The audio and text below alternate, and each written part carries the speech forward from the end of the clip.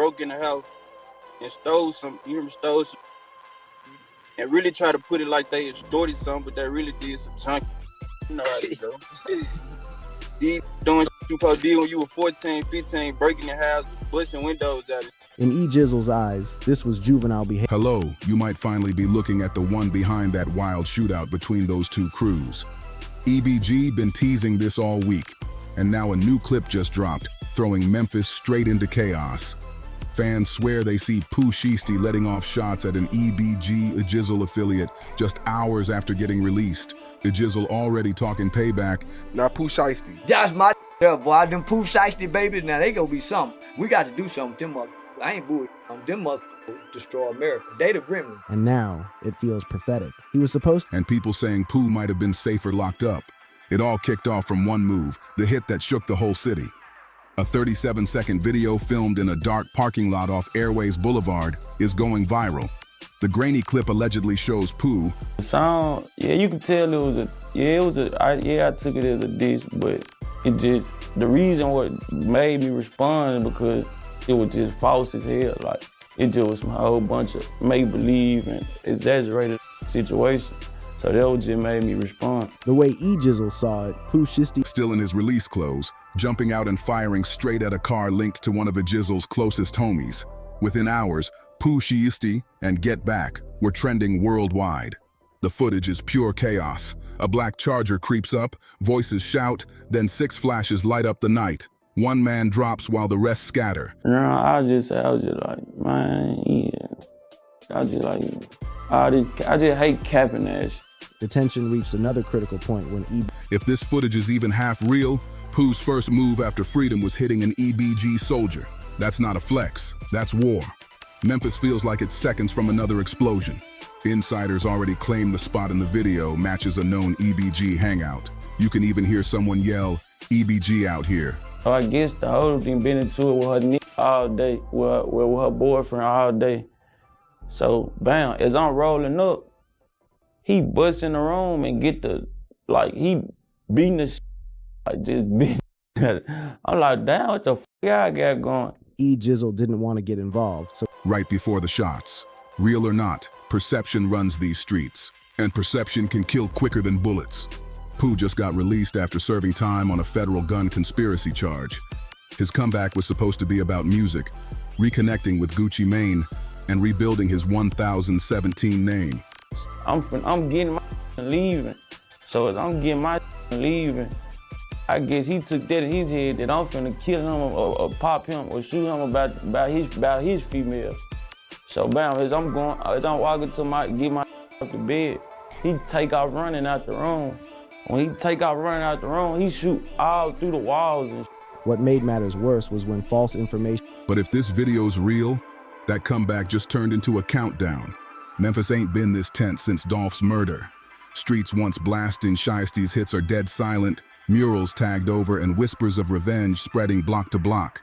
This beef isn't just rap, it's deep. What made matters worse was when false information began circulating about the extent of his injuries. So I just wasn't thinking too hard on it. Only thing that made me mad, like, when I wasn't even on the internet when I got shot, like, but soon I logged on everybody, like, go check Instagram. I see motherfuckers out on the ground, capping like shot at me, like, just really just clout chasing type shit.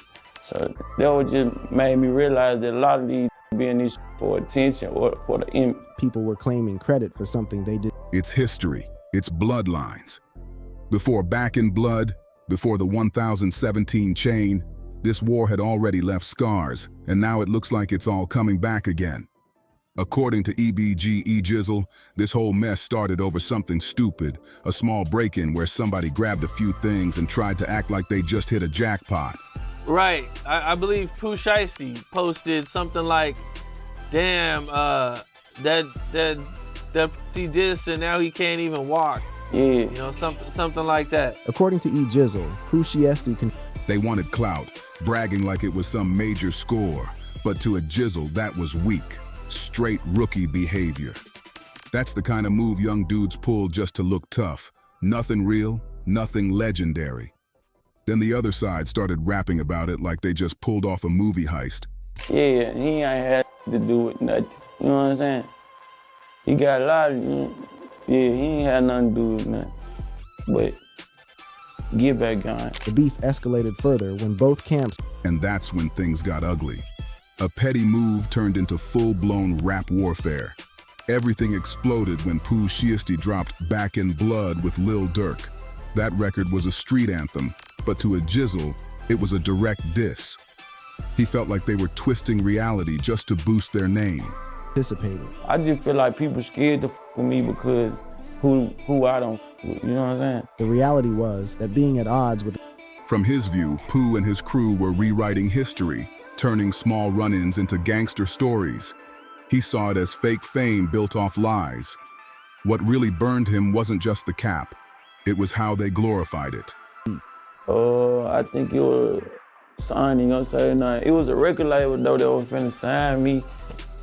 Like we had met with each other, did a whole lot, did like going to studio sessions, all this.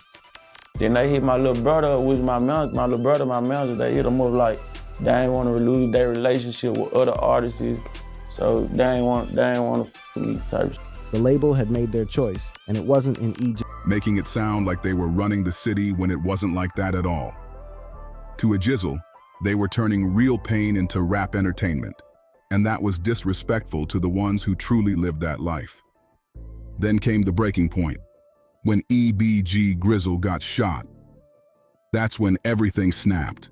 Like, it's like, I never did, but like, where we come from, like, this to the grave type of like, hell no, we don't forgive or forget. This statement made it clear that from Ejizzle. Memphis lit up with rumors overnight, everyone pointing fingers at Pooh. But here's the twist. Insiders say that shooting had nothing to do with Pooh or the rap beef. It was all over a messy domestic fight that spiraled out of control. Ejizzle just got caught in the wrong place at the wrong time, trapped in somebody else's drama that turned violent.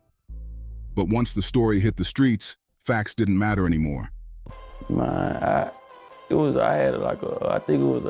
was an attempted murder, but they dropped it to assault. I had ended up getting one of my family members. Matter of fact, I got two of one of my family members, and then it just went the wrong way, and I ended up catching a little attempted murder charge. I ain't just gonna speak on it because I fuck with my uncle now. At just 13 years old, Ejizzle was facing. People linked it right back to Pooh, and the rumor train never stopped. In the streets, perception rules. And that's how small lies turned into a full-blown street war. Ejizzle never wanted that smoke. He actually tried to walk away before everything went crazy. And plus my best friend at the time, he ended up snitching on me. Yeah, he ended up telling this. Okay, so your best friend snitches on you during this case, and then it leads to you getting juvenile life? Yeah. Being betrayed by someone he considered his closest friend. But the second he stepped off the scene, all hell broke loose. Shots rang out, chaos exploded, and confusion spread faster than the truth ever could. Then came the rumors. 15 to 25 years. My first offer was 17 years. The prosecution's initial plea deal would have essentially. Wild stories flying all over social media. Fake pages posting updates saying Ejizzle was paralyzed, done for, or worse. Folks were chasing clicks off another man's pain, spreading lies just to look tough. What made it worse? People who had nothing to do with the shooting started bragging like they were the ones behind it. They used Ejizzle's name for clout. But I really knew like that. I ain't even like it was just, they were going out some he say, she say. You see what I'm saying? So they just going by what a say. So somebody told them something, but when it was time to come to court and trial and shit, he didn't want to take the stand and testify. And when it came time for trial, the key witness flipping his struggle into their moment. But the biggest twist was still to come. Ejizzle claimed Pooh Shiesty's name got dragged in even deeper. People started saying Pooh himself was pushing that false rumor about Ejizzle being paralyzed. Even though Pooh had no link to the shooting, the streets didn't care. Club. And Pooh Shiesty was arrested for a shooting at King of Diamonds. Now he has been accused of shooting a security guard there. We don't know what happened, but they said a crowd jumped in trying to grab some loose cash because somebody knocked money out of his back pocket, and that's when Reportedly, they are saying that he brandished a gun as he was being escorted out by the security guard. The incident allegedly resulted in a Once that talk spread, the tension between EBG and 1017 hit a whole new level. Straight nuclear. This wasn't just rap beef anymore. It was real life. Both sides started feeling it heavy. For Ejizzle, the fallout was brutal. Going up against someone under Gucci Mane's 1017 label. He has pleaded guilty to one charge in his federal case. That means he's no longer facing a possible life sentence.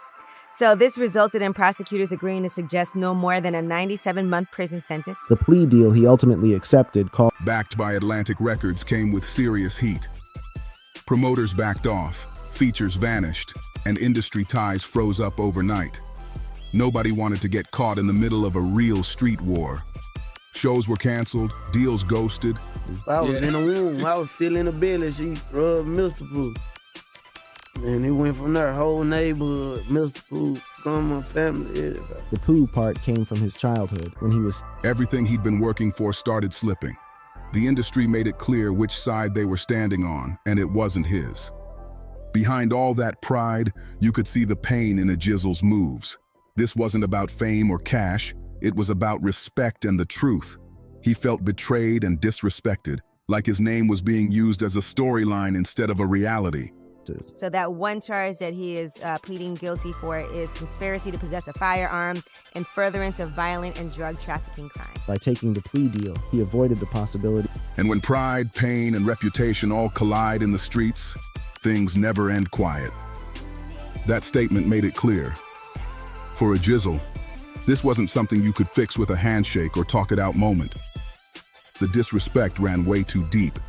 Man, me in the bed, man, middle of the night, one day, he texted me on Instagram. Did you believe it or did you think it was a lie? I couldn't believe that shit. How old were you then? Because you're only 20 now, right? Yeah, I'm 21 now. I was 20. Okay. Oh, that was last year? Yeah. So he just sent you a DM? Yeah, he texted me, he said, "What's up, home?" I couldn't believe it. I grabbed my phone, get up. Gucci Mane, one of the most influential figures In his world, once a line gets crossed, there's no turning back.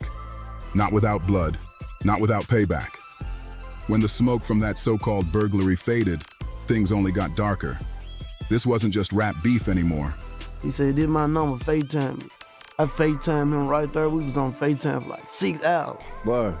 It was already like 3 in the morning though. a 6-hour FaceTime conversation in the middle of It turned into real charges, late-night shootouts, backdoor betrayal, and a new wave of Memphis rappers trying to stay alive in a city that's been eating its own for years. Memphis don't forgive easy, and this story proves it. We flew to Atlanta, yep. But it was like I got signed during COVID, so everything locked down and shut down and everything over the phone. the difficulty of keeping such massive news secrets. To see why this feud cuts so deep, you gotta look at where Ejizzle came from. The streets, the cases, the time served, the scars earned. That's where rap and reality blur into something dangerous. And once that line fades, every move starts carrying a price. I knew the song before I ended on my story and shit. And everybody used to be just like going crazy about the song, like send me this song hard. But I ain't never think it'll be at like where it's at now, 8 million views and shit. Ejizzle's connection to the street started early, way earlier than most think. His first serious run-in with the law came when he was just 13, charged with attempted murder after a family fight that later dropped to assault. That case flipped his whole life, the start of a road that only got rougher. Yeah, we ran these after my little brother, Ejizzle, he died in 2015. It was a car accident he was hit when he was driving the moped and shit. Nigga ain't try to do it, it was an accident. So we put the gang on him type shit. We started Ejizzle gang when he died, and we just been pushing it since. EBG stands for Everybody. By 16, he was hit with juvenile life, meaning locked up till 19 unless he earned early release. But what broke him wasn't just the time, it was betrayal. Word is, someone he called his brother turned on him. That cut deep, and from that day on, Ejizzle moved colder, quieter, and smarter. Career. Like when he passed and stuff like that, like that's when you picked up the rap, or you know what I'm saying, it kind of took some time for it. Like No, I want to say, like, I had been, like, you know how we just fucking around, like, writing raps and shit. But, like, nah, they didn't just make me take it serious. I only started taking rap serious, like, a year ago, I'd say. His brother's death didn't immediately push him in. When he finally got out, life didn't get better. It got heavier. The streets watched every step, and cops were never far behind. Then, in 2020, before his rap career could even lift off, Ejizzle got tied to a murder charge that carried up to 25 years. That was a turning point, his future hanging by a thread. Through it all, the message stayed the same. This wasn't just about rap anymore. So, you know me, I just put my life on beats type of shit. Like, I just be like real deal going in, writing about shit that's really occurring, like what I'm doing type of shit, or what I'm seeing.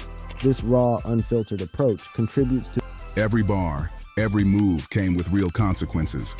The tension with Pooh Shiesty became more than music. It was two street-built names, locked in a fight for respect, survival, and a city that never forgets where you came from. The first plea deal the prosecution offered Ejizzle was cold. It would have erased his whole youth and prime years. If he took it, He DM'd me on the ground one day, just like, down with you. He wanted me to come out there and get up with him. So we went, me and my down, all my whole gang went out to LA, got up with him and shit. the fact that Snoop his story would have ended behind bars instead of behind the mic. The murder case against him showed just how twisted Memphis justice can be. No hard proof, just talk. When trial time came, the key witness refused to testify. No witness, no case, and just like that, the charges fell apart. Ejizzle walked free, but not untouched. The system tried to bury him early, and surviving that changed him forever. Now flip it to Pooh Shiesty. His legal mess hit a whole different scale. Everything went left after the infamous King of Diamonds shooting in Miami, one of the city's biggest strip clubs. The night was packed, energy wild, then chaos. Shots fired, a security guard hit in the ankle, and witnesses claiming Pooh handed off the gun before dipping. That moment turned his life upside down. The feds were already watching. They saw a pattern. Too many guns, too much heat. The case went from local news to federal business fast. By the time it was done, Pooh was facing real time, a charge of conspiracy to possess a firearm linked to violent and drug crimes. The plea deal he took gave him just over 8 years, but it could have been 20. He dodged a life sentence, but still lost nearly a decade, right when his career was on fire. Pooh had the spotlight, the cosigns, the charts, and suddenly it all froze overnight. But both Pooh and Ejizzle share one truth. The streets were only half their story. Behind the charges and shootouts were real dreams, turning pain into power and putting Memphis on the map. Memphis breeds fighters, and these two prove it. The same fire that got them in trouble made their music raw and real. You can't separate their past from their sound. It's all part of their survival story. Pooh's come-up played out like a street movie. Born Trell Donald Williams Jr. in South Memphis, he grew up between Cane Creek apartments and the grind of hard lessons. At 18, he chose music as his escape, filming his own videos, uploading them to YouTube, building buzz from nothing. His name says it all. Pooh from childhood, Shiesty from the struggle, the perfect mix of heart and hustle. The name Pooh goes way back, before he even touched this world. His mom called him Mr. Pooh while pregnant, and the nickname stuck for life. The whole neighborhood knew him by that name. Family, friends, everybody. It became part of who he was, something that carried him through every stage of Memphis life. Shiesty came later, once the streets became real. That name carried weight, meaning slick, unpredictable, and not to be played with. It showed both sides of him, charm and danger mixed in one. Together, Pooh Shiesty became a name that fit perfect. Soft on one side, savage on the other, pure Memphis energy with a cold bite. His music grind took off in 2019 with Hell Night featuring Big 30, another Memphis heavy hitter. It dropped March 15th, 2019, with the video hitting YouTube the next year and racking up millions. Pooh proved quick he wasn't just another street rapper, he was next up. That same year he kept the fire coming. Shiesty Summer, Choppa Talk with Big 30, and Day One. Each track hit harder than the last, feeding the streets non-stop. His style was raw, sharp, and unapologetically real. That unfiltered Memphis sound people couldn't ignore. Then came the moment that changed it all. Gucci Mane reached out after hearing Mane Slime. Gucci hit his DM saying he heard something different.